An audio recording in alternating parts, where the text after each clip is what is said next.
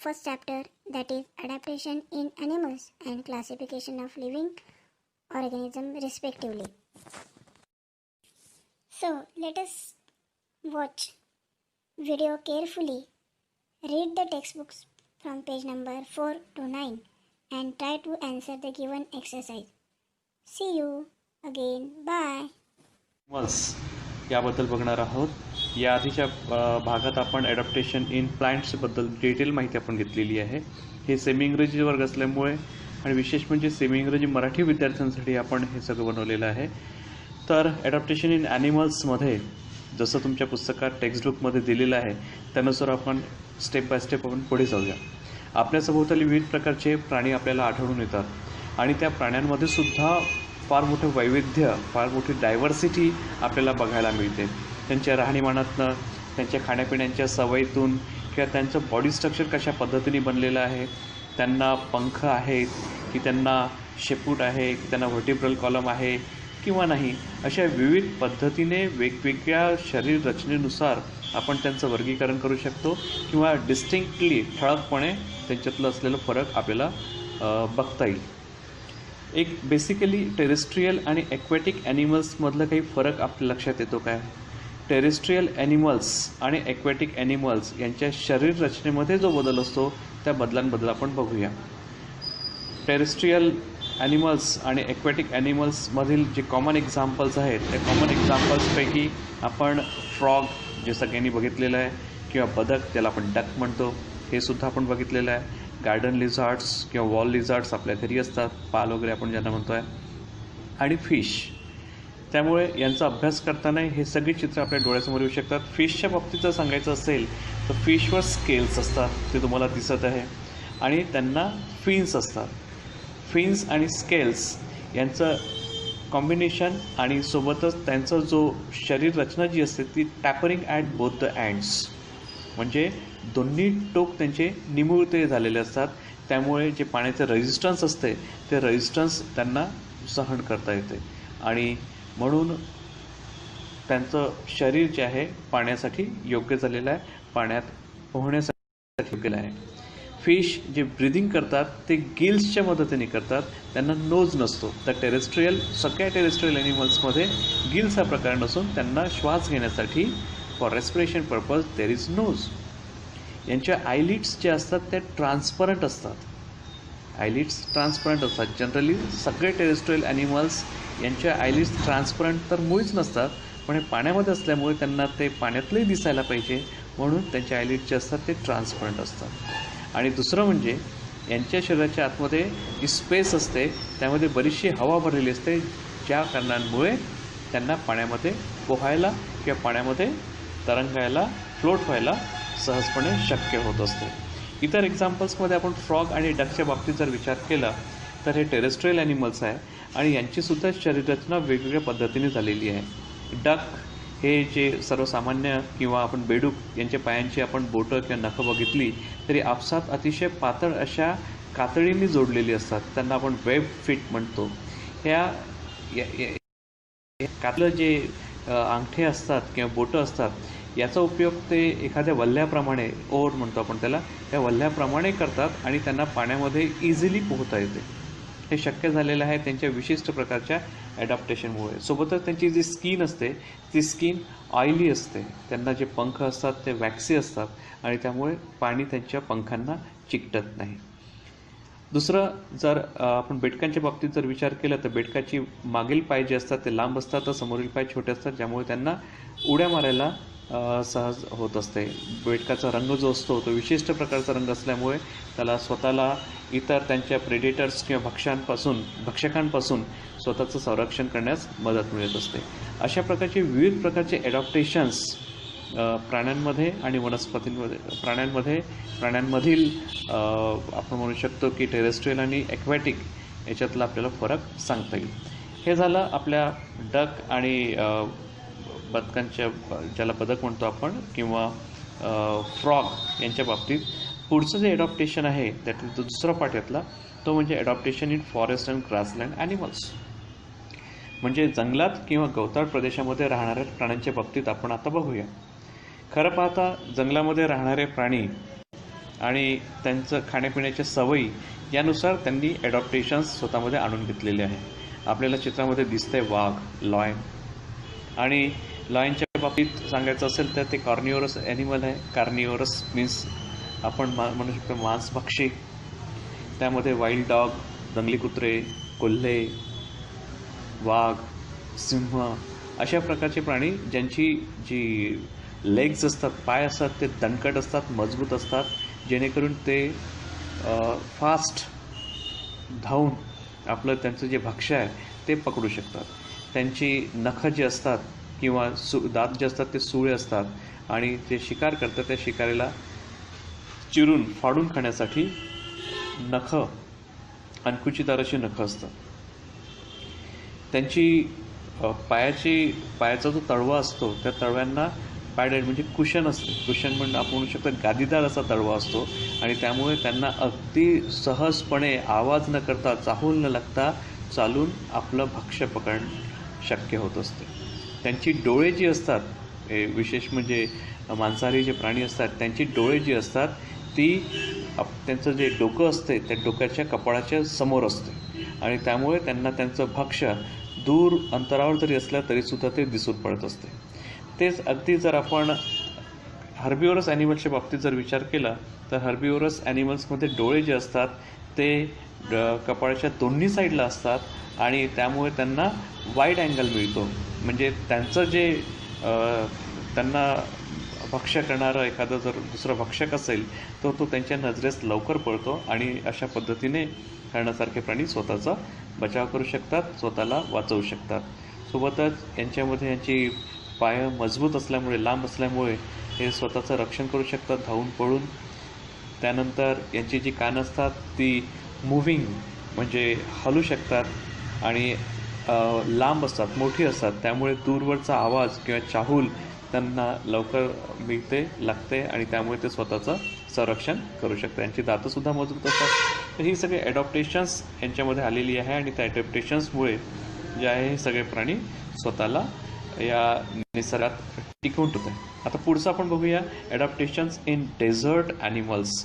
Dessert animals किंवा वाळवंटात राहणारे प्राणी यामध्ये सगळ्यात प्रॉमिनंट एक्झाम्पल म्हणजे कॅमल. कॅमलच्या बाबतीत आपण खूप याआधी शिकलेलो आहे आणि उंटाला वाळवंटाचं जहाज म्हणतात याबद्दलची तुम्हा सगळ्यांना माहिती आहे ऑलरेडी. वाळवंट म्हटलं तर पाण्याची कमतरता आणि ही पाण्याची कमतरता आणि पाण्याला शरीराच्या आतमध्ये टिकवून ठेवण्यासाठी या प्राण्यांमध्ये विशेष प्रकारची म्हणजे यांची जी स्किन असते ती स्किन थिक असते आणि त्या थिक स्किनमुळे पाण्याचा जो लॉस होतो तो कमी प्रमाणात होतो. सोबतच त्यांची जी लेग्स असतात, उंटाच्या बाबतीत आपण बोलतो आहे, ही लांब असतात आणि यांना यांच्यासुद्धा जो सोल असतो पायाचा तो सुद्धा गादीदार असतो. तळवा जो असतो तो गादीदार असतो. यांचे नॉस्ट्रिल्स असतात, नाकपुड्या आपण त्याला म्हणू शकतो. नाकपुड्या जे असतात ते फोल्ड ऑफ स्किनने कवर केलेले असतात. आयलॅशेस जे असतात ते लॉंग असतात, थिक असतात. हे प्राणी मोस्टली यांचा जो प्रवास असतो हा रात्रीच्या वेळेस घडत असतो. त्यातले एक्झाम्पल जे रात्रीच्या वेळेस प्रवास घडवून आणतात अशातले एक्झाम्पल जर आपण पाहिले तर त्यात आपल्याला दिसत इथं रॅट्स, स्नेक्स, स्पायडर्स, लिझार्ड्स हे सगळे रात्रीच्या वेळेस निघतात निशाचर म्हणून. कारण त्यांना दिवसाची ऊन किंवा जे गरम झालेली वाळू असते ते त्यांना सहन होत नाही, म्हणून हे सगळे प्राणी रात्रीच्या वेळेस ॲक्टिव्ह असतात आणि आपलं भक्ष्य किंवा शिकार करायला ते रात्रीच्या वेळेस निघत असतात. आता पुढचा टॉपिक बघूया adaptations in animals of snowy regions. म्हणजे बर्फाळ प्रदेशामध्ये असणाऱ्या प्राण्यांनी स्वतःला कशा पद्धतीने डेव्हलप केलेलं असतं, स्वतःला कशा पद्धतीने ॲडॉप्ट केलेलं आहे. विविध प्रकारचे प्राणी हिम प्रदेशात किंवा आपण म्हणू शकतो स्नोवी रिजन्समध्ये आपल्याला आढळतात. पोलर बिअर एक कॉमन आहे.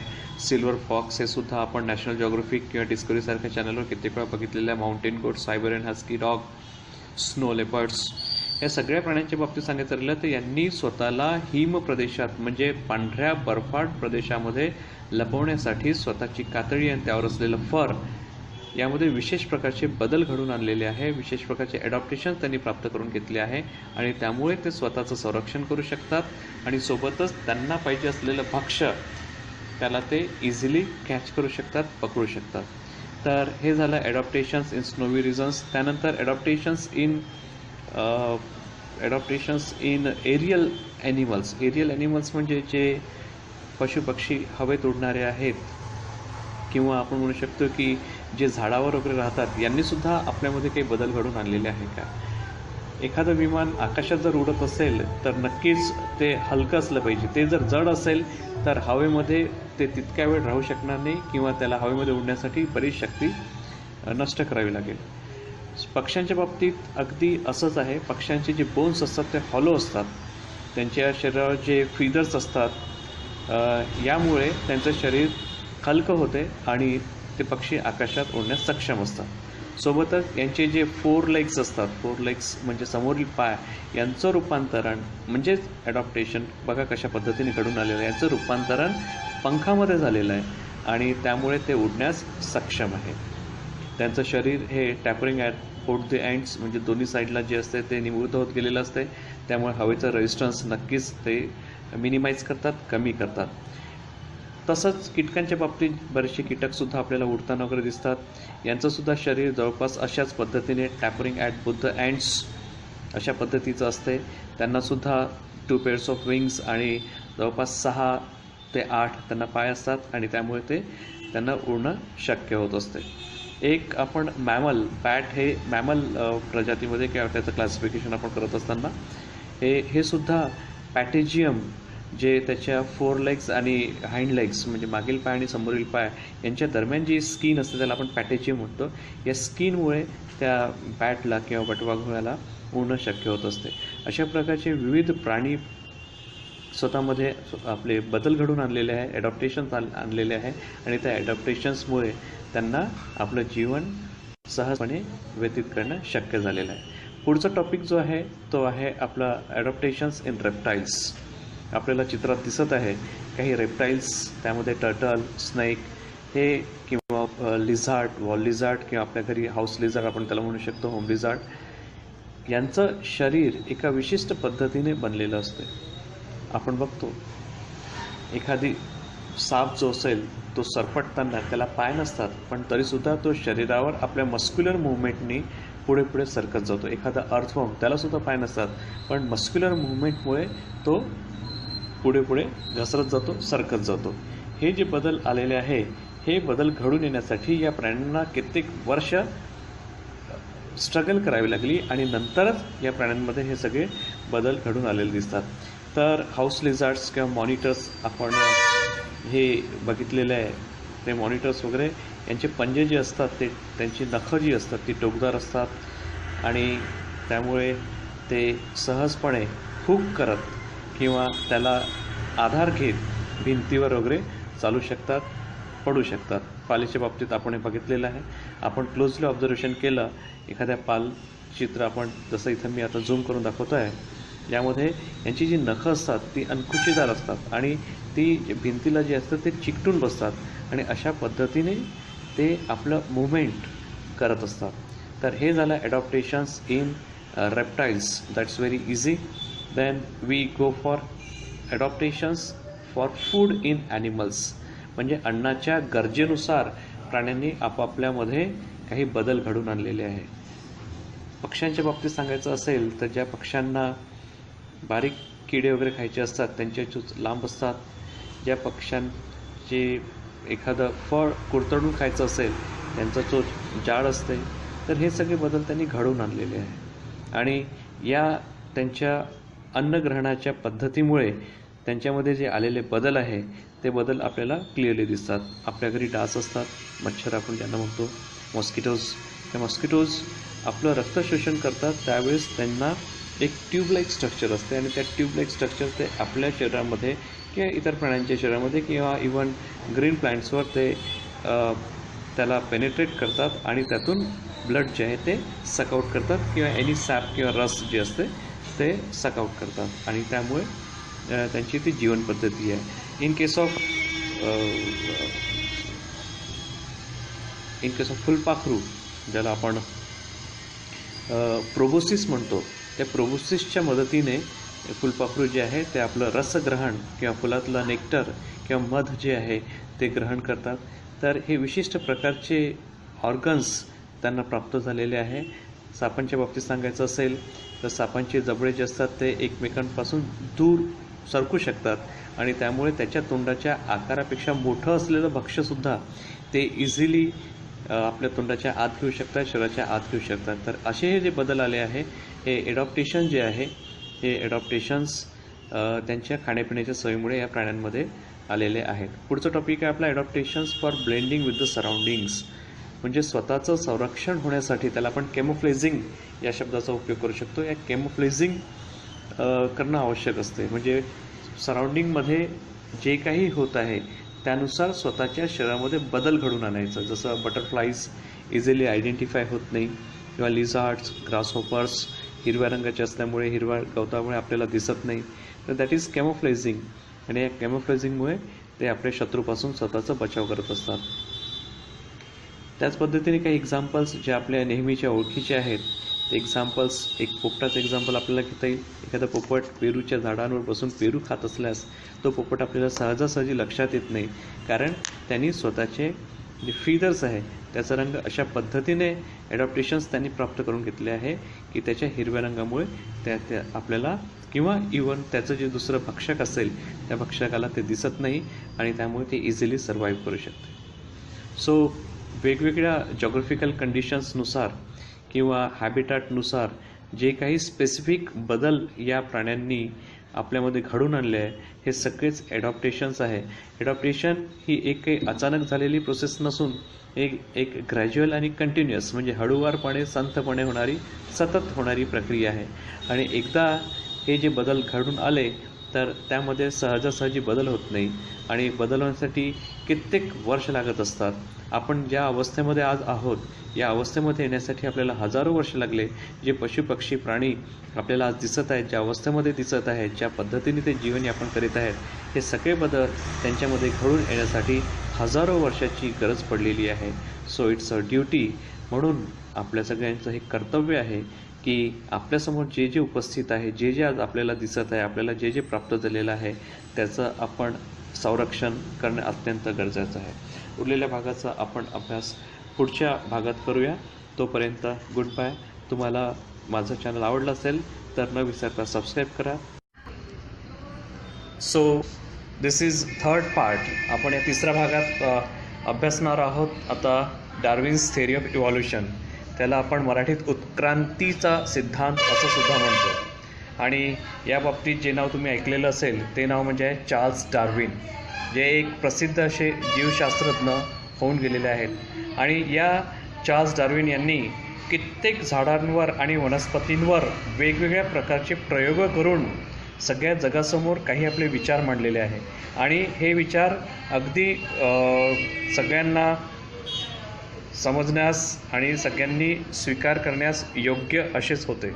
त्यांनी हे सांगितलं की या पर्यावरणात जो प्राणी किंवा जी वनस्पती सर्वात जास्त सक्षम असेल, सक्षम म्हणण्याचा अर्थ आपण असं म्हणू शकतो की जे सगळ्यात जास्त फिट असेल किंवा ज्यांनी सगळ्यात जास्त स्वतःला बेस्ट ॲडॉप्ट केलं असेल, तेच प्राणी किंवा तेच वनस्पती पुढच्या काळात किंवा भविष्य काळात टिकण्याची शक्यता सर्वात जास्त राहणार आहे. यालाच त्यांनी या सिद्धांताला, त्याला आपण डार्विनचा पहिला सिद्धांत म्हणतो किंवा डार्विन्स फर्स्ट प्रिन्सिपल, याला नाव दिलेलं आहे सर्वायवल ऑफ द फिटेस्ट. आणि सर्वायवल ऑफ फिटेस्ट याला मराठीत सक्षम तोच टिकेल असं सुद्धा म्हटलं जाते. यानंतर डार्विन यांनी आपलं दुसरं प्रिन्सिपलसुद्धा मांडलेलं आहे आणि त्यात हे सांगितलेलं आहे त्यांनी की एखादा प्राणी जर एखादे नवीन कॅरेक्टर जे त्याच्यासाठी उपयोगी आहेत असे कॅरेक्टर घेऊन जर जन्माला येत असेल आणि ते त्याच्यासाठी उपयोगी असतील तर नक्कीच तेच कॅरेक्टर, सेम कॅरेक्टर, ते युजफुल कॅरेक्टर त्याच्या पुढच्या जनरेशनमध्ये सुद्धा आपल्याला त्या प्राण्यांमध्ये, त्या वनस्पतींमध्ये आढळून येतात. हा डार्विनचा दुसरा सिद्धांत आहे. याला त्यांनी नाव दिलेलं आहे नॅचरल सिलेक्शन. त्याला मराठीत नैसर्गिक निवडीचा सिद्धांत असं सुद्धा म्हटलेलं आहे. मित्रांनो, हे डार्विनचे दोन्ही सिद्धांत झाल्यानंतर आपण आता सजीवांच्या वर्गीकरणाकडे वळूया. कारण हे एवढं मोठं डायव्हर्सिटी आहे, एवढं मोठं जग आहे. या जगामध्ये प्लॅन्ट्स आणि ॲनिमल्स एवढ्या मोठ्या संख्येने उपलब्ध आहेत की त्या सगळ्यांचं एकाच वेळी अभ्यास करणं, त्यांना लक्षात ठेवणं आणि वेळ पडल्यास त्यांचं वेगळ्या पद्धतीने निरीक्षण करणं हे शक्य होत नव्हतं. म्हणून विविध प्रकारच्या वैज्ञानिकांनी स्वतंत्रपणे वेगवेगळ्या पद्धतीने काही वर्गीकरण करण्याचे आपल्या परीने काही निकष लावलेले आहे. काही त्यांनी आपल्या मेथडॉलॉजीचा प्रयोग केलेला आहे. त्यात त्यांनी एक क्रम, आपण म्हणू शकतो त्याला पदानुक्रम, त्याला हायरार्ची हा शब्द इंग्लिशमध्ये असतो. त्यांनी एक असं क्रम बनवलेला आहे आणि त्या क्रमानुसार आधी तुमच्या टेक्स्टबुकमध्ये दिलेलं आहे. जसं प्लॅन्ट्स आणि ॲनिमल्स असे 2 भाग, या दोन्ही भागाचं वर्गीकरण करत असताना प्लॅन्टची सुरुवात जिथून होईल त्याला त्यांनी त्याचं किंगडम असं नाव दिलेलं आहे. जसं प्लॅन्ट्स असेल तर प्लॅन्टी किंगडम, आणि जर एखाद्या प्राण्याचं जर असेल तर अशा वेळेस त्याचं आपण ॲनिमिलिया किंगडम असे हायरार्ची असे त्यांनी पदानुक्रम जे आहे ते निश्चित केलेलं आहे. आणि मग ते डाऊनवर्ड असे खाली एक एक असं त्याचं क्लासिफिकेशन त्यांनी स्टार्ट केलं. त्यामध्ये किंगडम, नंतर फायलम, हे डाऊनवर्ड क्लासेस आहेत सगळे. Kingdom, phylum, class, order, family, genus, species. Marathi त्याला वेगवेगळी नाव आहे. आपण सेमी इंग्लिश असल्यामुळे आपण इंग्रजीतनं या सगळ्या हायरार्चीची नावं लक्षात ठेवायची. याचा एक टेबल याच व्हिडिओच्या सगळ्यात शेवटी मी तुम्हाला देणार आहे आणि त्याबद्दल आपण थोडंफार बोलूया.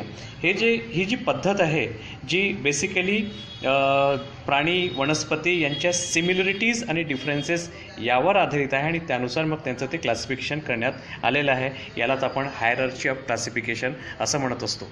हे क्लासिफिकेशन आणि एखाद्या वनस्पती आणि प्राणीला नावं देण्याची जी पद्धत आहे हे शोधून काढण्यासाठी ज्याचा मान पुढे आहे किंवा ज्याबद्दल आपण ज्याला आपण युनिव्हर्सली ॲक्सेप्ट केलेलं आहे असे जे वैज्ञानिक आहे त्यांचं नाव आहे कार्ल लिनियस, ज्यांचा फोटो तुम्हाला इथं दिसतो आहे. हे कार्ल लिनियस जे वैज्ञानिक होऊन गेलेले आहेत, जीवशास्त्री आपण म्हणू शकतो त्यांना, ते होऊन गेले आहे. त्यांनी binomial nomenclature, bi means two, nomial means name, 2 वेगळ्या पद्धतीने नावं. आता हे समजून घेण्यासाठी एकदम सहज आहे, एकदम सोपं आहे. आपल्या वर्गात 2 जर विद्यार्थी असतील, त्या दोन्ही विद्यार्थ्यांची नावं सारखी असतील, समजा एकाचं नाव नरेश आहे, दुसऱ्याचं पण नाव नरेश आहे, मग अशा दोन्ही विद्यार्थ्यांना एका नरेशला आवाज दिल्यानंतर दुसरा नरेश जागेवर उभा होईल. अशा वेळेस त्या दोघंही विद्यार्थ्यांची नावं जर आपण त्यांच्या आडनावासोबत जर आपण घेतली, म्हणजे दुसरं त्यांचं जे नाव आहे सरनेम ज्याला आपण म्हणू त्यासोबत जर आपण घेतली, तर नक्कीच त्या दोन्ही विद्यार्थ्यांचं डिस्टिंग्विशन, त्या दोन्ही विद्यार्थ्यांमधला फरक एकदम इझिली कळेल. हीच पद्धत, याला आपण बायनॉमियल नॉमेनक्लेचर असं म्हणू शकतो.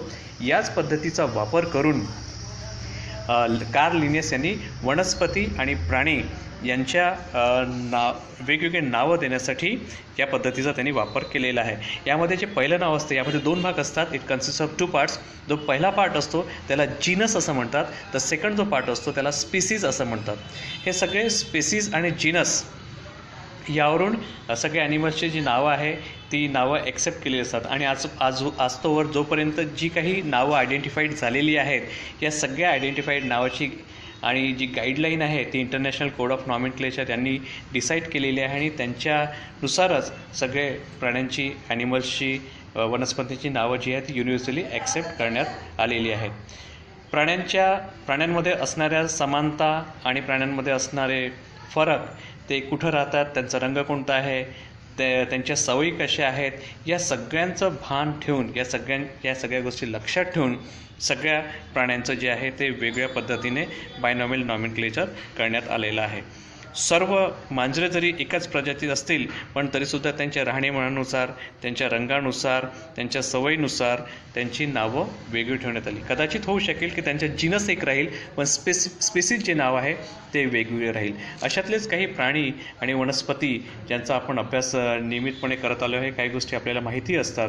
त्यामध्ये जसं कुत्रा, याला आपण डॉग जो आहे त्याचं सायंटिफिक नेम किंवा बायनॉमियल नॉमेनक्लेचरमध्ये त्याचं जे नाव आहे ते तुम्हाला मी पुढच्या इथं चार्टमध्ये दाखवणार आहे. तो चार्ट आपल्यासमोर इथं आहे बघा.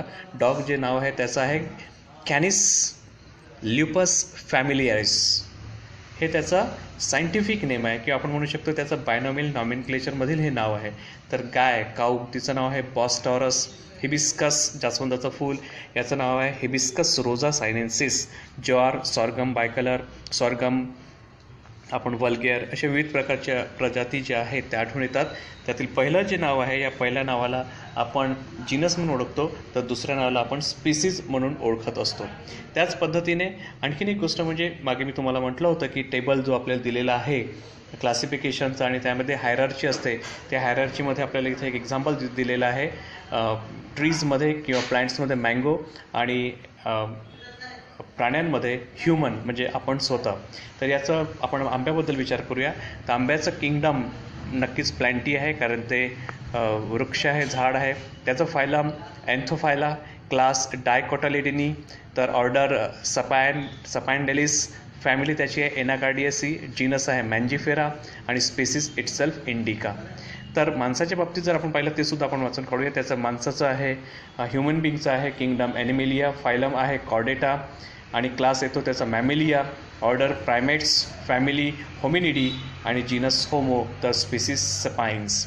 अशा पद्धतीने वेगवेगळ्या प्राण्यांचं इथं आपण फक्त 2च एक्झाम्पल बघितलेलं, मँगो आणि ह्युमन बिंग, पण अशा वेगवेगळ्या प्राण्यांचं जे आहे ते क्लासिफिकेशन या बायनॉमियल नॉमेनक्लेचर आणि क्लासिफिकेशन करण्याच्या विविध पद्धतीने आपण केलेलं आहे. त्यानंतर या पाठातला शेवटचा भाग आणि जो नक्कीच आपली बायोडायव्हर्सिटी टिकवून ठेवण्यासाठी जो निर्णय घेण्यात आलेला आहे गव्हर्नमेंट ऑफ इंडियाद्वारे किंवा आपण इंटरनॅशनल जे नियम तयार होतात, लॉज तयार होतात, त्यानुसार जो नियम करण्यात आलेला आहे आणि जगमान्य तो नियम करण्यात आलेला आहे, त्यानुसार बेडूक जे आहे ते बेडकांनासुद्धा संरक्षण देण्यात आलं आहे.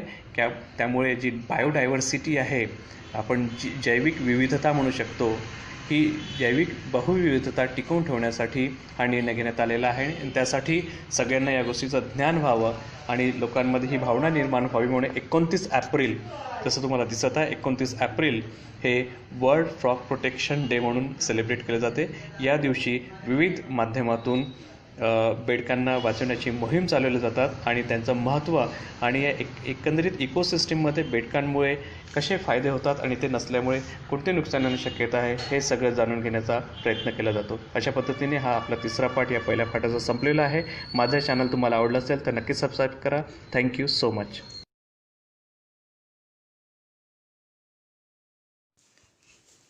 Solve this exercise in your notebook.